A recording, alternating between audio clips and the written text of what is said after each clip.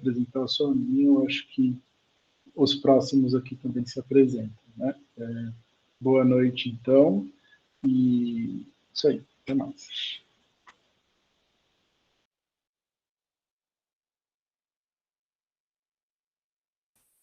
Eu fico por último ou já falo agora? Bom, vou me apresentar. Depois tem o Reginaldo e o Lucas aí também, né? Que eu acho que entraram aí. Se puderem falar também. Meu nome é Marília, eu sou estudante de filosofia do 4º ano e vou tentar trazer um papo interessante para vocês. Espero conseguir cumprir um pouco com isso, despertar um pouco o interesse de vocês para a filosofia. E é isso, muito bom poder retomar esse projeto, que é um projeto muito importante assim, para a gente, né? E infelizmente não é do jeito que a gente queria, mas é de um jeito bom também. Acredito que a gente consegue driblar assim, as dificuldades minimamente e fazer uma coisa legal. Assim. Então, estou muito feliz por essa primeira jornada, a versão online.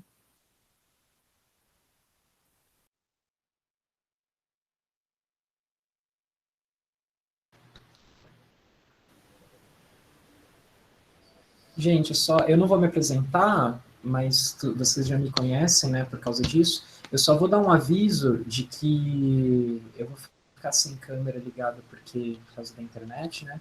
E um segundo aviso que eu estou gravando essa reunião. Então, depois vocês avisem para os coleguinhas que não conseguiram colar, que a gente disponibiliza o vídeo para eles poderem assistir também, tá bom?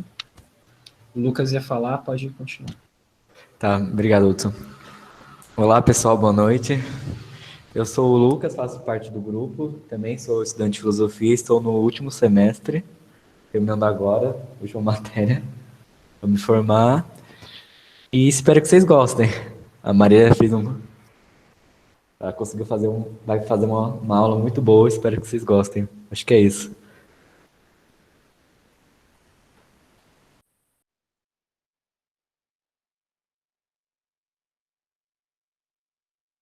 Sou eu falo. Boa noite para todo mundo. Obrigado por todo mundo estar aqui. A gente tem um número, acho que bom de pessoas. Já são 20 pessoas. Agradecer ao professor Rafael aí, que comprou a ideia, que está construindo com a gente. E é isso aí, gente. Acho que vai ser bem legal. Vai ser o primeiro de muitos. E espero que vocês gostem. Vocês já me conhecem, né? O professor Reginaldo de Filosofia. E é isso aí. Vai lá, Maria. Assim, diretão, o Udi quer falar mais alguma coisa? Ou posso começar? Beleza. Diretão, gente, Maria. Então, vocês estão vendo minha apresentação aí? As pessoas que chegaram um pouquinho antes falaram que estava tudo bem, né? Eu queria dizer que eu não vou ficar vendo o chat e nem vocês, mas que se vocês mandarem algum comentário, o pessoal da jornada vai me interromper para eu responder. Então, fiquem à vontade, mas mandem no chat, tá? Eu peço que vocês mandem os comentários durante a apresentação no chat, que vocês, se tiverem alguma dificuldade, se começou a travar, me avisem, tá? Porque também a internet aqui pode cair, a gente está sujeito a isso. E então é isso. Acho que vocês já conhecem um pouquinho do que é o Jornada, né? Vocês estão vendo aí essa imagem, que é uma ponte, e eu sempre gosto dessa metáfora, porque o projeto de extensão, a jornada é um projeto de extensão, né? E a ideia é ser uma ponte entre o que a gente faz na Unicamp e todo o resto do mundo, né? Idealmente não precisaria ter uma ponte, mas é o que está tendo, né? É como funciona a universidade e a gente tenta fazer essas pontes para levar o que a gente faz para fora. E aí, vocês tiveram já uma jornada, eu acho que algumas pessoas que estão aqui nessa reunião foram, na jornada que foi a professora Yara, que estreou de um modo maravilhoso esse projeto. Eu queria que vocês não tivessem expectativas de que a minha apresentação vai ser como a da Yara, primeiro porque eu não sou a Yara, ela é uma professora já muito bem preparada, né, uma mulher incrível que eu admiro muito, e ela estava presencialmente, né, também, então não vai ser a mesma coisa, mas eu espero que o assunto que eu estou propondo possa ser relevante para vocês. E aí, que eu vou explicar um pouquinho desse meu interesse, que eu tenho muito forte, né, nos meus estudos, que é sobre filosofia e origens da ciência. Então, não sei se tem gente aí que está a fim de prestar filosofia, ou que está a fim de prestar bio, física, química, medicina. Qualquer um desses assuntos que eu citei e muitos outros, eles se relacionam com esse tema que eu estou propondo para a gente discutir. E, para mim, a filosofia também é essa ponte que faz a conexão entre todas essas disciplinas, né, que atualmente estão tão segregadas. E aí, como é muito difícil para mim fazer uma apresentação de um modo impessoal, assim, sem vocês saberem quem eu sou, sem eu ver vocês, talvez vocês não estejam me vendo também, porque estão vendo a apresentação, eu queria só colocar essas fotinhos que são um pouquinho de quem eu sou. Eu não vou ficar explicando cada uma delas, mas quando vocês estiverem ouvindo minha apresentação, lembrem que eu sou uma pessoa, que eu estou tentando estudar e ensinar, e, enfim, eu não sou um robozinho, sabe? Eu queria trazer essa empatia para vocês, porque para mim é muito desafiador fazer uma reunião desse tipo, e é bom lembrar, né, quem a gente é e quem são os seres humanos por trás, né, da tela. Uma dessas fotos no dia da minha matrícula lá no IFISH, eu estava toda rabiscada, magrinha também, saudades, né? Mas, enfim. E aí, eu queria perguntar umas coisas para vocês, para saber um pouco de como que vocês enxergam a filosofia. Eu queria que vocês interagissem, se for possível para vocês, pelo chat. E a primeira pergunta que eu queria fazer é: quais filósofos vocês conhecem? Aí vocês não precisam dizer filósofos que vocês entendem super da filosofia, mas quando alguém diz filósofo ou filósofa, o que vem na cabeça de vocês? Se vocês puderem mandar nomes no chat, e se não lembro o nome de nenhum, não tem problema, manda também, fala, nossa, não veio nenhum nome na cabeça, é muito difícil também, que é muita coisa que a gente aprende especial no cursinho, né, e num ano como esse, mas se vocês puderem mandar aí, deixa eu até migrar aqui para o chat. Pitágoras, Sócrates, Platão, Aristóteles, boa, filósofos antigos, a gente vai falar um pouquinho sobre alguns deles. A segunda pergunta, esse aí a Eduarda já mandou um Kant aí pra gente. Aristóteles, Pitágoras também. Muito bom, muito bom. Durkheim, Marx, Weber. Gente, então tem muitos filósofos, né? Eu acho que vocês que estão tendo aulas aí com o Reginaldo, né, que entende muito de história da filosofia, com certeza deve ser, assim, muitos nomes que vocês devem ver de filósofos, né? Agora eu queria fazer outra pergunta. Quais cientistas vocês conhecem? Aí eu estou falando cientista num sentido amplo, tá? Assim, pessoa pode ser médicos ou biólogos ou pessoas que divulgam a ciência. Vocês têm algum nome que vem em mente? Talvez, se vocês pensarem nas aulas de física e nos nomes dos... Como chama? As medidas, né? Muitas vezes as medidas... eu não estou lembrando a palavra. Muitas vezes as unidades de medida são os nomes dos físicos associados, né, à descoberta, tipo Pascal, Hawking, Newton, Mendel. O Mendel eu não ia lembrar não, que eu não sou muito da biologia, confesso que eu sofri bastante com Mendel. Edison, Tesla, Hawking, muito bom, muito bom. Aí, bastante gente, né? Gostei. Mendel é o amor da minha vida. Poxa vida, não é o meu não, viu?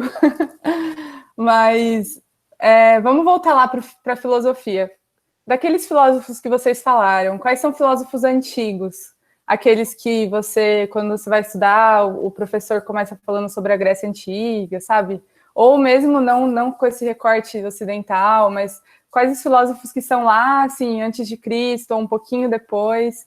Vocês conseguem fazer esse filtro um pouco para mim? Vocês falaram vários deles, né? Já aqui, mas alguns que não são também, né?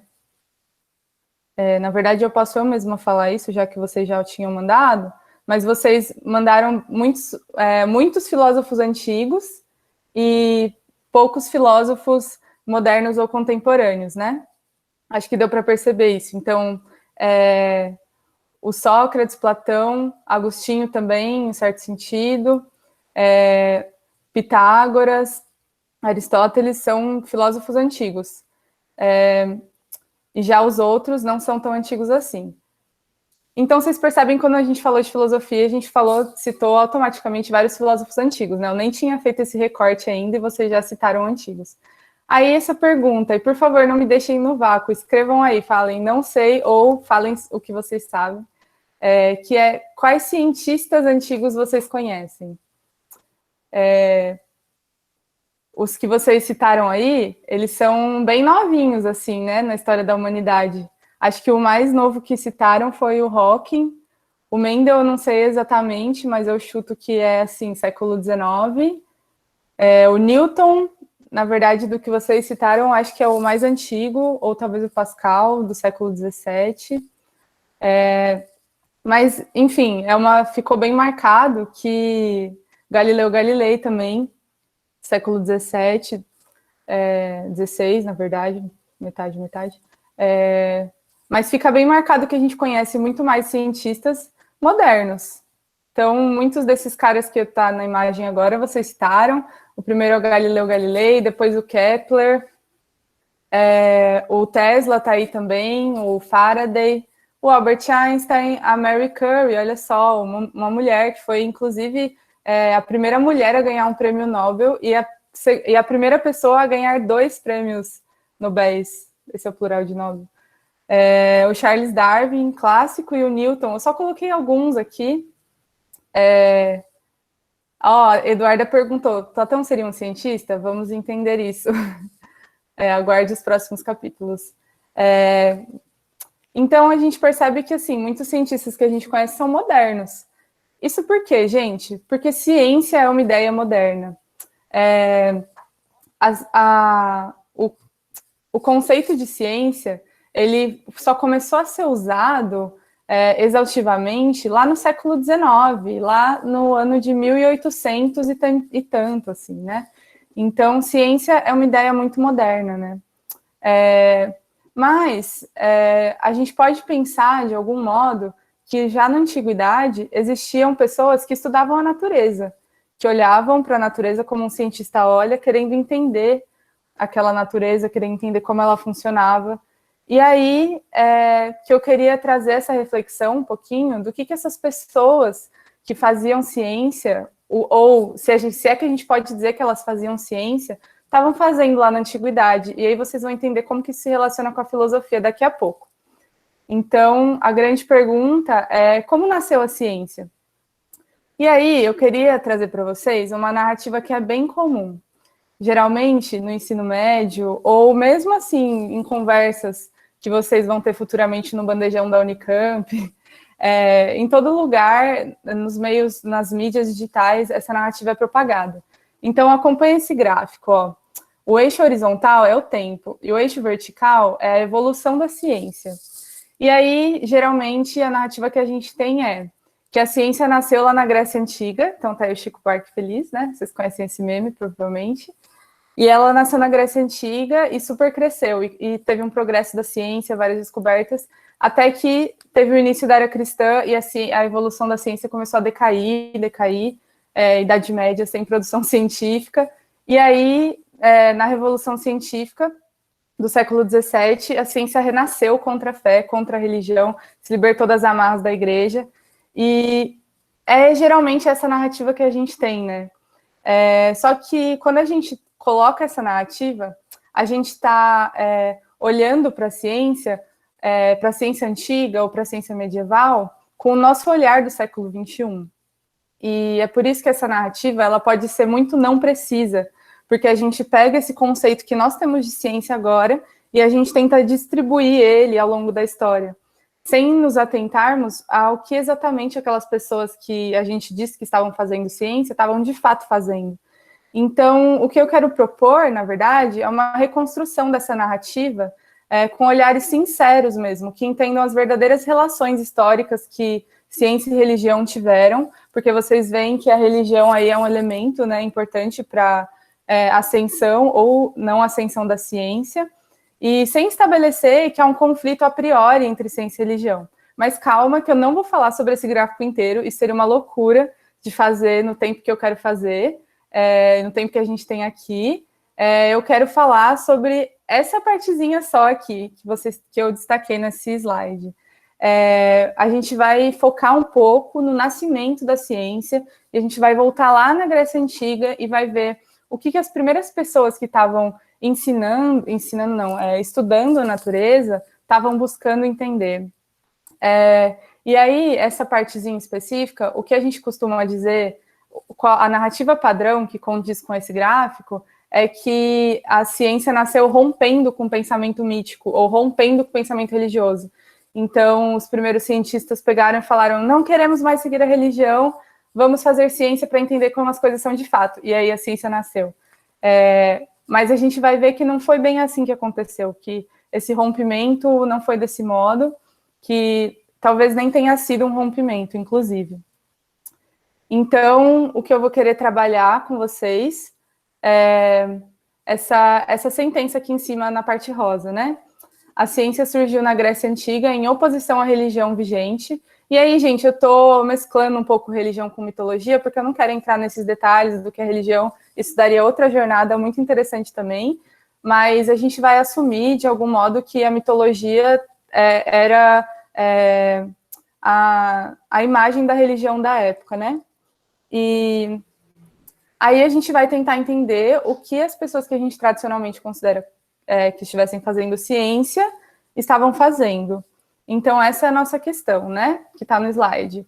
O que eu acabei de falar, né? O que aqueles que tradicionalmente consideramos como se tivessem exercido ciência na antiguidade estavam de fato fazendo. Então, para responder isso, vamos lá.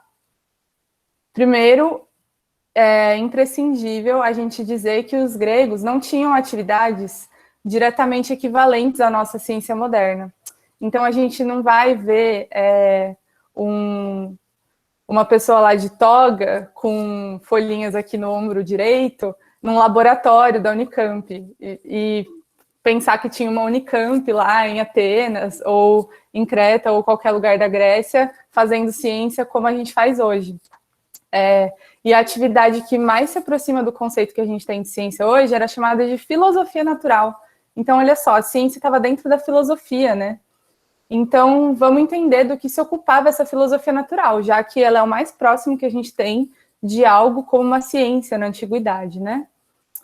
E aí, para responder isso, queria fazer uma viagem aqui, para a gente entender um pouco de como funciona a ciência.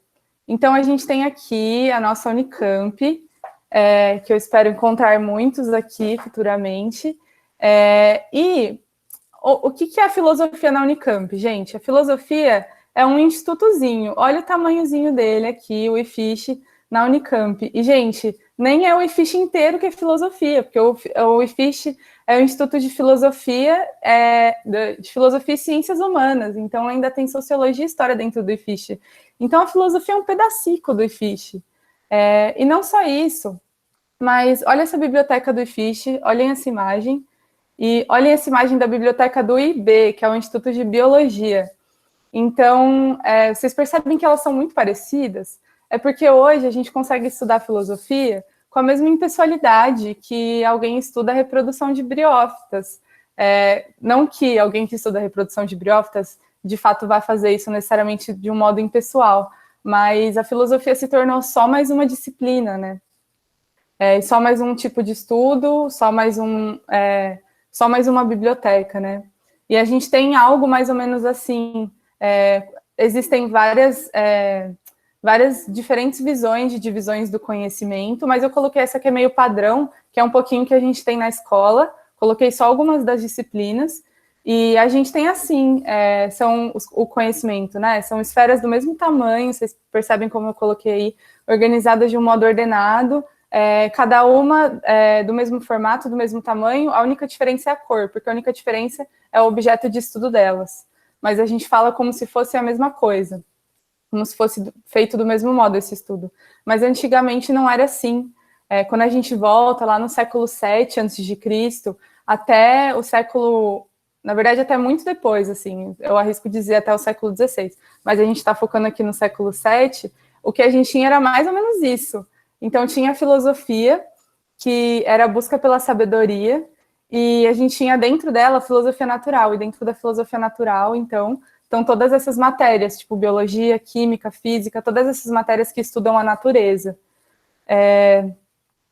E eu não sei se vocês já ouviram, né, se na aula de introdução, na primeira aula de filosofia, vocês chegaram a ouvir isso. Eu ouvi numa das minhas primeiras aulas de que a filosofia era a mãe de todas as ciências.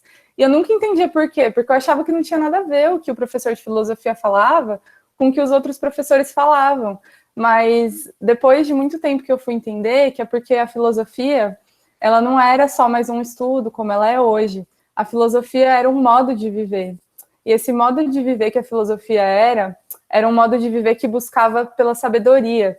E buscando pela sabedoria, as pessoas buscavam pelo conhecimento, elas queriam estudar a natureza, elas queriam refletir sobre as relações pessoais, elas queriam refletir política, refletir economia, era sabedoria de um modo geral, não tinha essa divisão.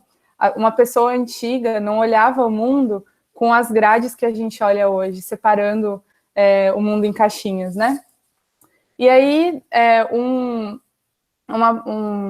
texto de filosofia que fala muito disso, que eu recomendo muito, assim, para quem gosta de filosofia, pesquisar um pouco na internet sobre esse texto, porque ele é um clássico, assim, né? Mas ele diz muito também sobre o que é a filosofia. E o texto é O Banquete, do Platão, e o banquete narra a história de um banquete. E então tinham vários sábios da época, várias pessoas que faziam várias coisas diferentes, e eles estavam lá conversando sobre o que é o amor. E aí o Sócrates vai lá e define o amor, ele usa... me perdi aqui, peraí. Ele defende que o amor pela sabedoria é o amor mais nobre de todos. Ele está falando da filosofia, que a filosofia e a palavra em grego é assim, né? Eu não coloquei no slide, mas é o amor pela sabedoria, é o sempre buscar pelo conhecimento. E isso é muito importante, porque coloca o filósofo como uma figura especial, então era o filósofo que exercia todos os estudos da natureza, que hoje os filósofos nem sabem o que está acontecendo, sabe? Então eu estou lá no EFISH, eu estudo no EFISH, eu não faço ideia o que as pessoas que estudam a natureza, o que os biólogos, o que os físicos, o que os químicos estão pesquisando. Estou sendo bem sincera com vocês, porque a gente simplesmente não tem mais essa dimensão, né? E aí a figura de Sócrates é exatamente isso, né? O Sócrates, ele se envolve em várias discussões, né? Não sei se vocês têm essa imagem que eu tenho de Sócrates, mas para mim ele era aquela pessoa chata que ia lá, tipo, ficar cutucando todo mundo e querendo discutir com todo mundo, e buscando definições e querendo que as pessoas fossem coerentes, né? Mas, gente, o que ele estava fazendo com tudo isso? Ele estava querendo promover uma vida filosófica. E ele colocava que a filosofia era o ofício de examinar a vida, que o objetivo dela era a reforma moral da pessoa. Então, ele não fazia tudo aquilo simplesmente para ter boas definições e publicar um artigo ou publicar um livro, né? Ele estava realmente promovendo um modo de vida, né? E então ele morre, assim, por ser acusado de, não só de não reconhecer os deuses, que todo mundo reconhecia, mas de corromper a juventude. E ele corrompia mesmo, porque ele não estava apenas propagando ideias, ele não estava apenas defendendo uma teoria, ele estava propondo um modo diferente de viver, né? Nossa, eu tô falando muito rápido, porque eu tô sentindo que eu tô vomitando muita coisa. Deixa eu dar uma olhada no chat aqui. Legal, acho que tá rolando, né? Beleza. E aí, então, beleza, a gente tem que a filosofia essa busca pela sabedoria, busca por uma vida virtuosa, por uma reforma moral, mas como que isso se relaciona com a filosofia natural? Como isso se relaciona com o estudo da natureza?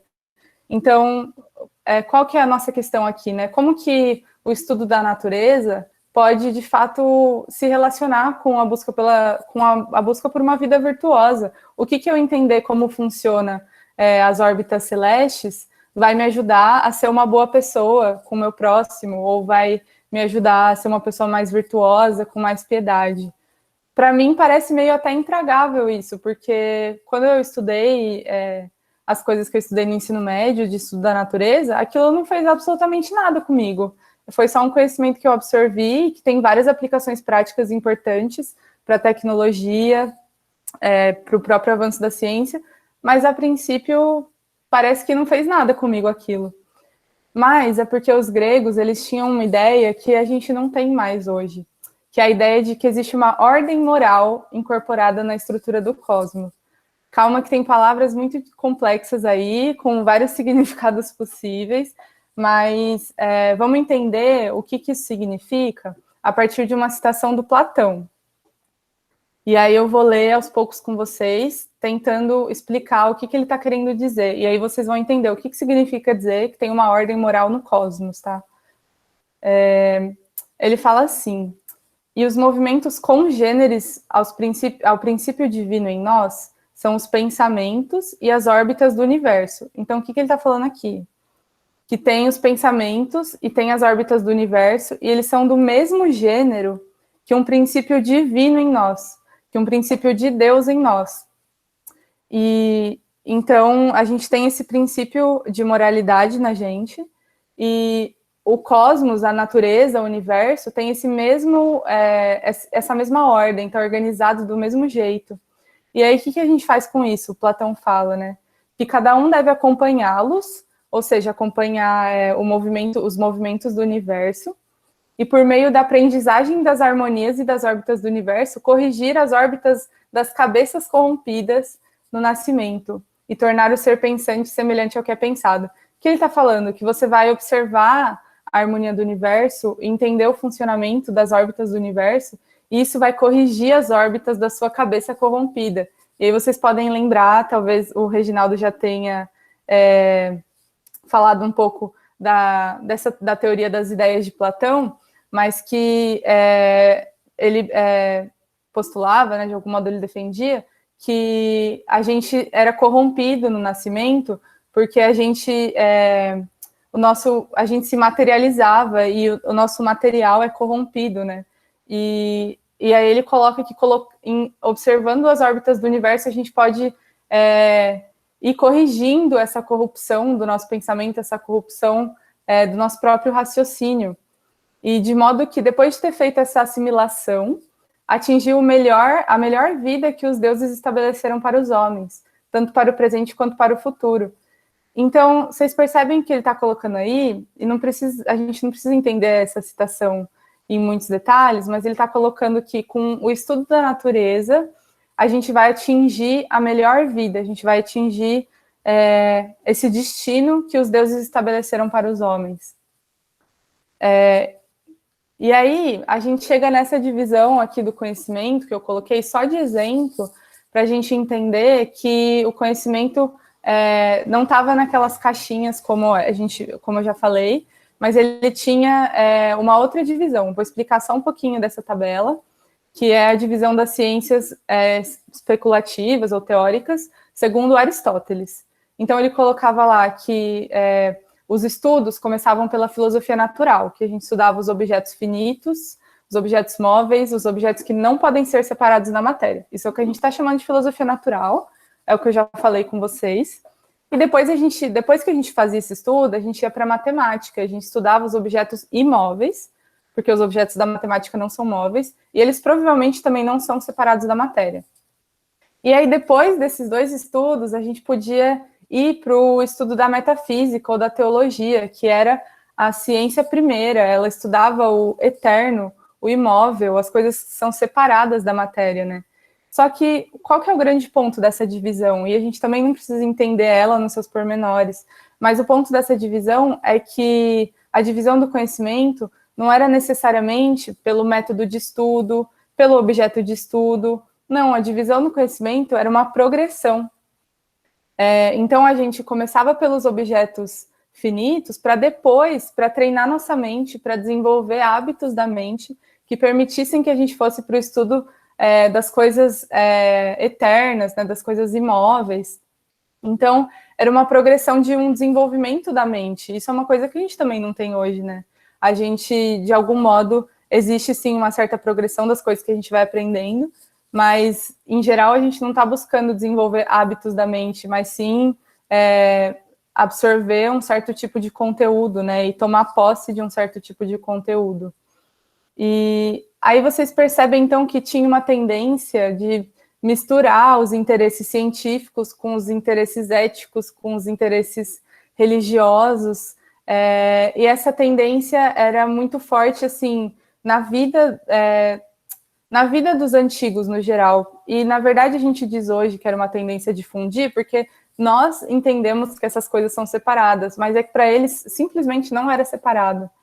E olha só essa outra citação, que interessante, do Simplício, que é um filósofo neoplatônico, foi perseguido pelo imperador cristão, não era de jeito nenhum amigo dos cristãos, e olha o que ele falava, que a física é útil. Então ele está falando da física, está falando de um estudo da natureza, né? E ele está falando, ela é útil nas tarefas da vida, porque fornece o princípio das tecnologias. Até aí, ok, até aí isso é o que a gente tem hoje, né? Mas ele está falando mais motivos pelos quais a física é útil. Ele fala também que ela é útil por contribuir para levar a parte superior da alma rumo à sua perfeição, para que o estudo da teologia é particularmente valioso. A física, ela é auxiliar das virtudes morais. Ela é uma escada que leva ao conhecimento de Deus e das ideias. E, por último, a física incita-nos à piedade e a ação de graças a Deus. E ações de ação de graças a Deus. Pensei que eu tivesse digitado errado. Então, ele está colocando que a física, gente, ela é auxiliar das virtudes morais. Então, conforme a pessoa estudava física, ela ia entender a ordem do universo e aquilo, de algum modo, ia proporcionar a ela a também ter virtudes morais. De algum modo, essa ordem do universo ia ordenar também o próprio interior dessa pessoa, né? Até aí, tá tudo bem? Vocês estão entendendo? Eu tô falando muito rápido. Se alguém... Agora eu voltei pro chat, estou vendo o que vocês estão falando, mas é que eu tô com medo de estar falando muito rápido aqui. Beleza. Qualquer coisa, vocês dão um grito aí, gente. Fala, Marília, pelo amor de Deus, fala mais devagar, porque eu tenho essa tendência de querer vomitar todas as coisas de uma vez. Deixa eu ver. Qualquer coisa eu falo para vocês, se eles disserem alguma coisa. Beleza, tá bom? beleza. E aí, beleza, então a gente já entendeu que existia uma motivação moral, uma motivação religiosa por trás do estudo da natureza, né? E aí a gente volta lá para os pré-socráticos, que vocês estudaram um pouco com o Reginaldo, e a gente vai pensar, então, lá naquele gráfico de novo, na origem da ciência, né? Então, se a ciência começou na Grécia Antiga, daquele jeito que eu tinha contado, ela começou com os pré-socráticos, né? Porque também se diz nessa narrativa que a filosofia nasceu com os pré-socráticos de um modo a romper com o pensamento mítico religioso, né? Mas isso é muito complicado, porque, na verdade, há indícios que essas mesmas pessoas que estavam fazendo filosofia, estavam fazendo ciência, filosofia natural, de algum modo, eram também pessoas religiosas. E aí a gente vai, só para a gente entender um pouquinho melhor, eu escolhi um deles para a gente tratar, que é o Tales de Mileto. Não sei se vocês chegaram a ver um pouquinho nas aulas de vocês, mas o Tales muitas vezes é tomado como o primeiro filósofo, né? Ou o primeiro filósofo natural, os pré-socráticos eram chamados de filósofos naturalistas, né? E aí a narrativa é a mesma, era que a ciência nasceu desse modo, em oposição à religião, e, na verdade, a gente sabe muito pouco sobre Tales. Eu arrisco dizer que nem tem algo que foi ele que escreveu, que ficou pra gente, mas muito do que a gente tem, que a gente sabe de Tales, foi o próprio Aristóteles que escreveu. E a gente sabe de Tales através do Aristóteles falando sobre Tales. E algumas descobertas científicas são atribuídas a ele. como a previsão de um eclipse ou a prova de alguns teoremas. Provavelmente vocês já viram, talvez em matemática, o teorema de Tales, que é aquele que tem várias retas paralelas e duas cruzando, e eu não vou saber explicar isso para vocês, mas também atribui-se a ele a descoberta desse teorema. E tem outra coisa pelo qual o Tales também é muito famoso, que é pela arquê, que é o princípio divino, que ele colocava que era a água.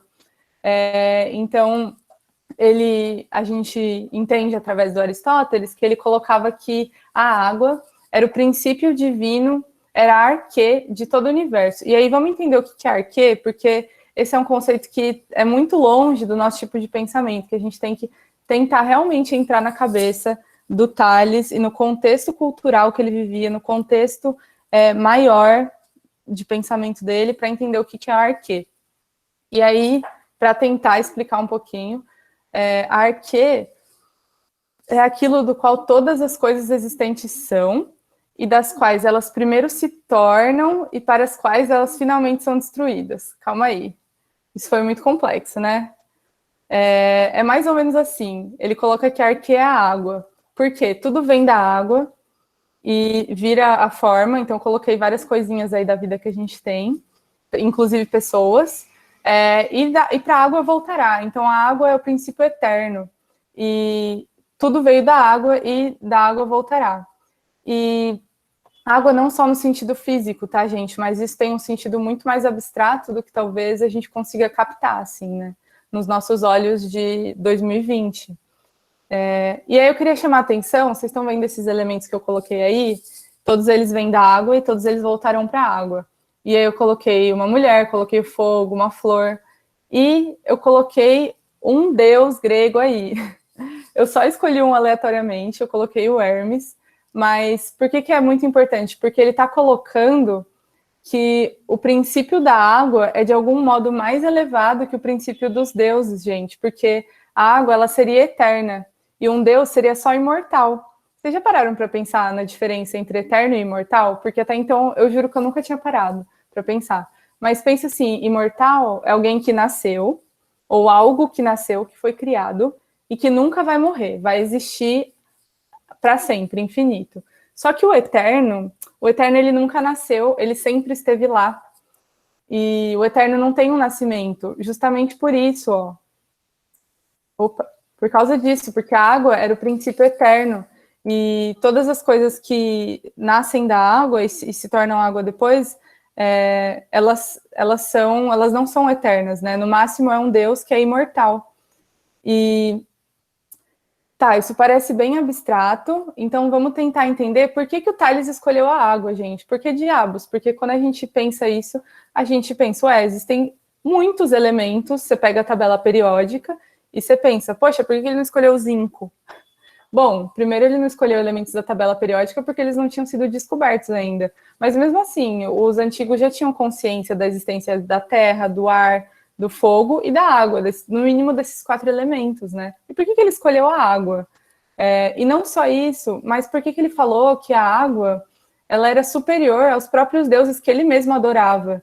E eu esqueci de falar isso no começo, mas tem uma narrativa que conta que quando Tales descobriu o seu teorema, ele sacrificou um touro em louvor aos deuses. Então ele tinha uma devoção, ele tinha uma forte conexão com a religião grega, né, na qual ele estava inserido, assim. Então, beleza, mas por que a água? Por que o Tales está fazendo isso? E aí que vem a nossa questão, que um dos motivos... Oi. A Eduarda fez uma pergunta que era, seria porque tudo precisa da água para viver? Então, muito bom essa resposta. Tem várias respostas possíveis nesse sentido, de que trazem à tona as características da água, né? Então, a água... Bom, provavelmente o Tales observava a água e ele via que quando ele regava uma planta com água, a água crescia, a planta crescia, ou algo assim, né? Mas o problema é que essas respostas, elas nunca foram muito aceitas, porque alguém sempre achou um contra-exemplo possível. Então, alguém sempre, por exemplo, esse exemplo da planta que eu dei, né? Ok, a água é essencial para a planta, né? Mas a terra também ela precisa da terra para estar plantada, ela precisa do ar para respirar. Então, é muito difícil a gente entrar na mente do Tales e tentar entender isso a partir das características da água. Também tem outra suposição interessante, que é porque o Tales vivia numa cidade, que é Mileto, que era uma cidade portuária. Então, tinha essa relação muito forte com o mar também, né? E, na verdade, eu acho que todas essas respostas fazem parte, mas eu acho que ele precisava de uma motivação a mais para escolher esse elemento. E aí, primeiro, porque escolher qualquer elemento, né?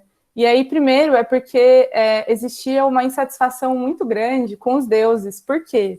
Vocês viram que os gregos, para eles, o conceito de ordem era muito importante. E dentro do conceito de ordem estava até o conceito de destino, porque eles acreditavam que as coisas que aconteciam, o destino das coisas, estava relacionado a uma ordem das coisas.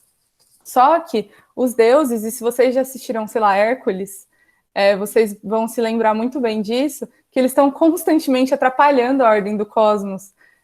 Os deuses, nas suas personalidades extremamente fortes, na sua vingança, nos seus desejos sexuais, eles estavam sempre rompendo com essa ordem. Inclusive, o próprio nascimento de vários deuses vem de rompimentos de ordem do cosmos. Isso gerava uma insatisfação, porque para os gregos essa questão da ordem era muito importante. Ela estava acima desses cultos à divindade, né? Então, primeiro, porque escolher um elemento? Porque existia uma insatisfação com essa postura dos deuses, né?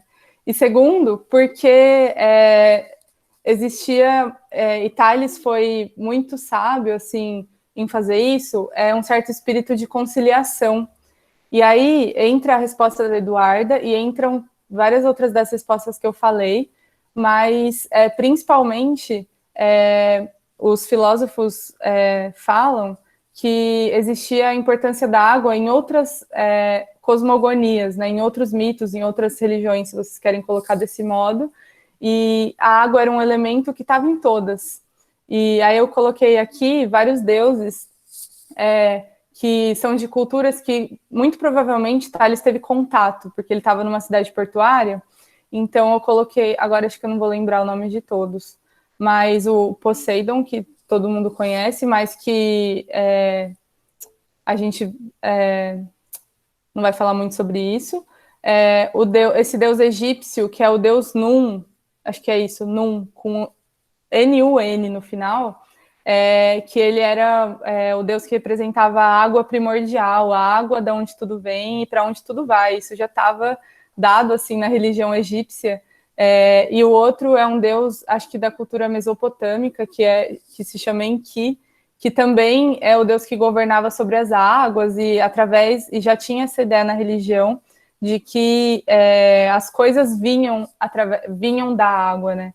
E aí que entra a água nesse sentido material e no sentido espiritual. Então, a água no sentido material, para a gente é muito óbvio, né? Bom, ele pensava que quando uma planta morria, ela se tornava água, de algum jeito voltava para a terra, sei lá. Mas no sentido espiritual também, de que ela era um elemento ordenante das coisas, né?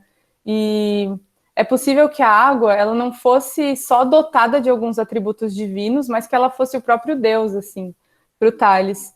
E ele não fez nenhuma distinção entre essa matéria que penetra tudo, essa matéria que está em tudo, e esse espírito que está em tudo. E eu quero trazer a palavra espírito não com as conotações que a gente pode ter hoje, mas no sentido de uma ordem que permeia, que está por todo o universo. Então, parece que essa frasezinha fica um pouco mais difícil agora, porque se a gente dizer que a ciência surgiu em oposição à religião, onde que a gente vai colocar todas essas explicações, todos esses sentidos que o próprio Tales atribuía, né? E aí essa imagem de que existiu mito religião e foi rompido e depois existiu ciência, já está começando a ficar um pouco estranha, né? Coloquei esse meme desse menininho aí porque eu acho ele muito fofo, e ele é bem a cara que eu faço, assim, quando eu começo a ler sobre essas coisas ou conversar com alguém, eu fico tipo, Mas só para a gente ter um pouquinho de saber como que isso é na vida real, né? Mas enfim. Aí queria fazer uma breve retomada com vocês, só para ver os principais pontos que a gente viu aqui. Eu sei que foi muita coisa. Eu Eu tentei ser breve, só que acho que eu acabei falando muito rápido, mas enfim. Então vamos lá, breve retomada. Então a gente viu que a filosofia era um modo de vida, e um modo de vida que buscava pela sabedoria. Um modo de vida que é buscar pela sabedoria. E que dentro da filosofia, como modo de vida, existia a filosofia natural. E por trás da filosofia natural, tinham essas motivações que hoje a gente chama de religiosas, porque hoje a gente separa desse modo, né? E desse modo, o estudo da natureza levava o filósofo a ter uma vida virtuosa. E aí, se for para vocês memorizarem alguma coisa, eu acho que seria esse slide. Ele tem os pontos principais que eu tentei passar para vocês. E aí, para ir caminhando para o final, a gente começa a pensar, então, que se a ciência fazia parte da própria filosofia, sob o nome de filosofia natural, então a própria ciência não teria sido um rompimento da religião, mas sim um meio de atingir aqueles objetivos religiosos que a própria filosofia tinha. E quando você lê um texto de Platão, e para mim foi um choque, assim, porque eu tinha muito essa imagem de filosofia e ciência contra a religião, e aí eu comecei a ler uns textos de Platão, e tipo, alguns desses que eu coloquei para vocês, e eu via que ele ficava falando de deuses, e de Deus, e de virtude, e de moral, e eu ficava tipo, mano, mas o que está acontecendo? Mas é porque eu estava olhando com os olhos de hoje, e estava querendo projetar a minha mente de hoje na mente lá do Platão, né? Então a gente pode concluir que a filosofia natural, ela não surgiu em oposição ao pensamento religioso, mítico-religioso, mas sim como uma de suas facetas. E aí, essa frase que finaliza que ela não era uma alternativa às explicações teológicas, então não era uma negação das explicações teológicas, vamos fazer uma alternativa, mas sim uma explicação teológica alternativa, porque todo o cosmos estava carregado de um sentido teológico. Só que a gente não consegue enxergar isso, geralmente, porque justamente isso, a gente já tem para a gente essa narrativa de que existe um conflito entre ciência e religião, e a gente pega esse conflito que a gente acha que tem e coloca ele em todas as partes da história. E mesmo que a gente continue a pensar que a ciência nasceu na Grécia Antiga, eu acho que no limite isso não é tão errado assim, mas é importante a gente delimitar que ela não nasceu em oposição à religião, mas que essa exposição está embasada nessa tese que a gente tem de conflito, e que a ciência tinha uma natureza diferente do que ela tem para a gente hoje, que a ciência que se fazia não é a mesma que se fazia antes. Inclusive, essa palavra nem era usada, como eu falei lá no começo, ela só veio no século XIX depois. Então, a gente não deve projetar a nossa ideia de ciência ou a nossa ideia de religião, ou mesmo a nossa ideia de filosofia na mente dos gregos, mas sim entender, a partir da visão que eles tinham, o que eles estavam fazendo quando eles estudavam a natureza. E é isso que eu queria passar um pouco para vocês. Eu sei que é muita informação. Vou aproveitar só para indicar também da onde eu tirei tudo isso, só para vocês não acharem que eu sou uma pessoa maluca que está falando coisas da cabeça, mas tem muitos livros que falam sobre isso. Em especial, eu coloquei 3. O primeiro é Filósofos Gregos como Teólogos. Eu não achei versão em português, infelizmente, quem sabe algum dia vai ter, ou quem sabe tem, eu não achei, mas ele vai falar sobre esse princípio divino do arquê nos filósofos gregos, né? O outro livro é Os Territórios da Ciência e da Religião, que fala justamente sobre as relações que ciência e religião tiveram ao longo da história, e como a ciência, por muito tempo, foi filosofia natural, então falar de ciência é falar de filosofia. E, por último, o principal, assim, que é Terra Plana, Galileu na Prisão e outros mitos sobre ciência e religião, porque ele vai pegar vários mitos que a gente tem na nossa narrativa corrente sobre ciência e religião. Por exemplo, que a Idade Média achava que a Terra era plana, ou que Galileu foi para a prisão porque ele foi contra a igreja, e são mitos, e esse livro vai falar de cada um, explicar como que foi de verdade, assim, né? E todos eles, gente, eu não estou indicando o livro de Zé Ninguém, assim, eles são de filósofos e historiadores muito bem consolidados academicamente, tá? Então, é isso. Muito obrigada por me ouvirem. Queria saber o que vocês têm a dizer sobre essas coisas. Se vocês concordam, se vocês discordam, podem falar, por favor. Quero muito saber, quero muito saber o que vocês entenderam disso, assim, se for possível. O Hudson tá falando aí, na Idade Média já sabia que a Terra era redonda, de fato, né? Muito bom. Pode liberar o microfone, então, para o pessoal ou permanece no chat? Eu acho que pode liberar. Tá, se vocês quiserem falar, então, pessoal, podem ficar à vontade, viu? Só se tiver vergonha, não sei, pode mandar no chat também, não tem problema.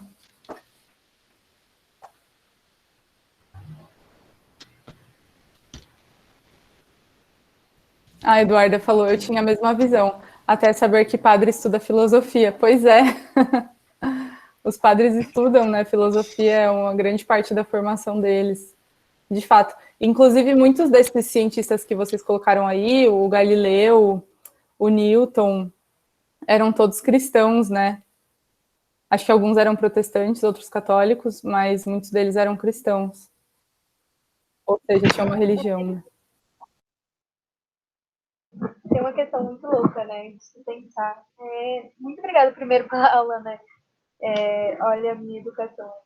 Mas é uma questão muito doida de se pensar. Quando eu descobri que padres estudavam filosofia e teologia, eu fiquei assim, ai meu Deus, primeiro. E depois eu descobri e falei assim, não, a religião não está contra a ciência. E ela tá junto, tipo Mendel, que é o pai da ciência... Genética, né? Da genética. Eu sempre esqueço. Ele é o pai da genética, ele era padre. O cara que fez a teoria do Big Bang, ele também era padre. E, tipo, a maioria da parte da ciência foi desenvolvida dentro da igreja, a universidade, tudo. Então, eu coloquei, não, ela não é contra a educação, ela é a favor. Só que ela tem os seus princípios ao mesmo tempo. Sim, o grande desafio é justamente delimitar esses territórios, né? O que condiz a ciência e o que vai condizer com a igreja ou com a religião, né? Mas muito bom você ter percebido isso. Realmente, eu demorei muito assim para perceber.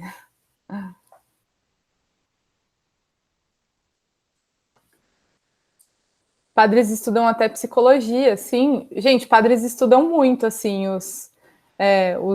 ainda mais as pessoas com mais poder eclesiástico, não sei, mais na escala eclesiástica, assim, nossa, meu Deus, né? O Hudson deve manjar disso melhor que eu, mas o pessoal estuda demais. Os que viram papas, cardeais, os caras já são doutores, já defendendo doutorado na universidade aí no mundo. São estudiosos mesmo. Boa noite, pessoal. Eu acho que muito da confusão que a gente faz se deve ao que a gente estuda da história e de a gente estudar a história muito europeia, né? Então a gente chega na Idade Média e depois do Renascimento e a gente fica com essa questão de que a igreja e a ciência, cada uma anda para um lado, e não é bem assim, né? Foi muito importante isso que você passou, porque a gente passa a entender que uma coisa não é o oposto da outra, elas são complementares e andam juntas.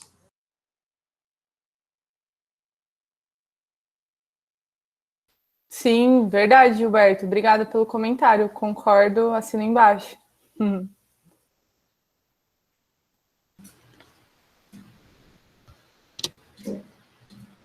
Eu vou fazer um comentário sobre um momento da aula que a Marília estava mencionando. Eu tinha lido recentemente também, recentemente não, já na verdade já tem mais de um ano essa vida, um texto da Marilena Chauí. Ele é um texto muito famoso, inclusive, que foi uma tentativa dela de escrever sobre a história da filosofia, mas eu acho que ela está parada ainda lá no livro 2, o livro 3. Só que ela discute um pouco essa questão do rompimento entre filosofia e mito ou religião durante os tempos antigos. E eu achei muito interessante uma constatação que ela faz, e você foi falando, Marília, ao longo da sua aula, não teve como eu não lembrar disso. durante um período histórico lá dos gregos, que eles tinham guerra com praticamente todo mundo que morava ao redor deles, eles tinham que se espalhar ao longo do lugar ali na Europa que eles moravam, eles acabavam tendo contato com alguns povos, e esses povos acabou contribuindo para a própria transformação da religião dos gregos, né? E essa transformação da religião do culto grego, a Marilena, se eu não me engano, ela coloca nas contas do culto ao rei Dionísio, ao deus Dionísio, e ela coloca uma coisa que, enquanto você falou, eu lembrei disso, eu achei bem bacana, que a religião a Dionísio, ela tem a questão da lira. E, na verdade, desculpa, eu não tenho certeza se é Dionísio ou é Apolo. É um dos dois, eu tenho quase certeza que seja Dionísio. Ele tem durante as celebrações, né, existe a questão com a lira, e eles colocavam que a nossa alma, ela tem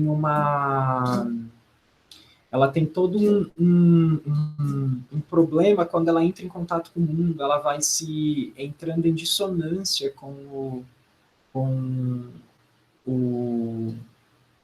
a harmonia do universo. E através do toque da lira que as pessoas elas faziam durante os cultos, elas entravam em consonância de novo com essa harmonia e voltavam a ter paz de espírito na alma. E eu achei legal porque você tinha comentado a respeito de que o estudo da filosofia da natureza, da ciência da natureza, nos traria, de certa forma, um certo tipo de contato harmonioso com a natureza da qual a gente também faz parte. Né? E me faz muito, porque foi ao longo do nosso debate aqui que a gente ficou, eu pelo menos fiquei pensando o tempo todo, né? Essa ideia de que ciência e religião, ou ciência e filosofia, filosofia e religião ou mito não dialogam, né? Eu acho que é bem pelo contrário, elas caminharam juntas, inclusive em alguns momentos da história, né? Aí um spoilerzinho para a jornada do mês que vem. Em alguns momentos da história, a religião ela teve papel determinante na continuação da filosofia, tanto a continuação da filosofia quanto do aprimoramento da ciência, né? E eu achei legal que vocês, pessoal, a Eduarda, a Ariana, o pessoal está comentando bastante a respeito do estudo dos padres, e é isso mesmo. A gente não pode cair na ilusão de que ser religioso ou seguir alguma religião é desculpa ou empecilho para se estudar ciência ou filosofia, porque não é, as coisas elas podem andar juntas. Era isso. Sim, com certeza. Estou muito curiosa, Udi, para a sua jornada, na verdade, viu? Porque eu fico muito nos antigos, assim, e eu fico meio... Ixi, o que aconteceu depois? Mas acho que vai ser muito interessante ver esse processo. Eu estava vendo... Quando você for para os medievais, você não vai querer sair deles. Acho que acontece mesmo. Eu estava vendo que a Eduarda tinha comentado lá no começo se Platão seria um cientista. Aí eu lembrei, eu estava lendo hoje sobre isso, que a palavra cientista, a primeira vez que ela apareceu foi, se eu não me engano, em 1850, que a palavra scientist em inglês apareceu. Até então não tinha essa palavra, então não tinha essa delimitação assim de uma pessoa que só faz ciência ou que só faz filosofia natural. Eu acho que Platão era um filósofo e, como filósofo, ele estudava assim de tudo, né? Em Aristóteles isso fica um pouco mais claro, porque ele é muito mais sistemático, né, no estudo que ele faz da natureza, assim, tudo mais, que é, assim, esplêndido de tão grande e como uma pessoa pensou naquilo tudo, mas os filósofos em geral estavam interessados também em entender a natureza, né? Por que ela funcionava daquele jeito e tal. Queria comentar isso também. Alguém mais quer fazer algum comentário? Alguma pergunta? Se fez sentido o que eu falei? Eu só queria agradecer por você estar disponível hoje à noite pra gente, mesmo a gente estando de férias. Foi muito bom ter a sua aula, foi muito esclarecedor. Muita coisa que a gente pensa no dia a dia é o contrário. Depois que eu me converti ao catolicismo, eu estudei muito para entender um pouco e não chega ao completo, mas a sua aula foi bem esclarecedora também. Muito obrigada, viu? Que bom, fico muito feliz, foi um prazer mesmo estar aqui. Adoro falar dessas coisas, é muito bom ter gente para ouvir, gente interessada e ter esse espaço aqui. Muito bom mesmo, obrigada.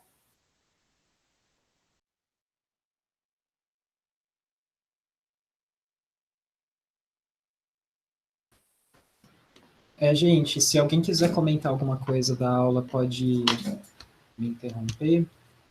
Eu só vou aproveitar para dar uns informes sobre o Jornadas mesmo. Né? Esse tipo de atividade ela vai acontecer todo mês. Tá? Ela acontece... Até minha gatinha gostou. Ela vai acontecer nesse mesmo formato, pelo menos até que a gente pense em um formato diferente. E cada mês a gente pretende trazer um tema diferente de discussão para vocês. Então, esse mês foi com a Marília, mês que vem vai ser comigo, vai ser um outro tema, e assim vai passando. E acho que é o único informe que eu tinha para passar. Alguém só mais uma quer mais coisinha. comentar? Pode falar. Só para dizer também que a gente vai enviar, né, Udi? Você envia para eles o resumo. Eu fiz um resumo, mais ou menos, de tudo que eu falei aqui. Tem também indicação daqueles livros, se vocês quiserem dar uma fuçada. E aí vocês podem entender melhor também. Acho que lendo, às vezes, é mais fácil. Eu passo para todo mundo depois, eu passo lá no grupo. E essa gravação também, eu vou disponibilizá-la para os coleguinhas também. A Eduarda... você está vendo o chat aí, né, Maíra? A Eduarda perguntou do slide, se você pode mandar. Sim, eu posso mandar. É que em geral, ele não ajuda muito, porque ele é muita figura e tal, mas eu com certeza mando sim, junto com o arquivo do resumo. Eu mando o slide, sim. Bacana. Gente, se ninguém for querer fazer nenhum comentário, acho que a gente pode encaminhar aqui para o encerramento. Bem mais cedo do que eu previa. Eu achei que a gente ia ficar aqui umas 2 horas discutindo. Eduarda, vocês estão de férias, minha filha. Sem proposta de redação por enquanto. Só daqui 2 semanas. Eu ia mandar aquele dia e tomei uma bronquinha da coordenação. Hudson, eles podem escrever sem ter a proposta, eles podem criar as próprias propostas e continuar praticando, certo? Perfeitamente. Inclusive a última proposta de redação, que eu já sugeri para vocês se fazerem com os comentários e me mandar. Vocês podem fazer tudo isso. E a Marília tá certa, é para descansar, gente. É 2 semaninhas só. Depois vocês vão ter até janeiro para estudar, até o olho cair de cansaço. Então, fiquem tranquilos, tira as 2 semaninhas.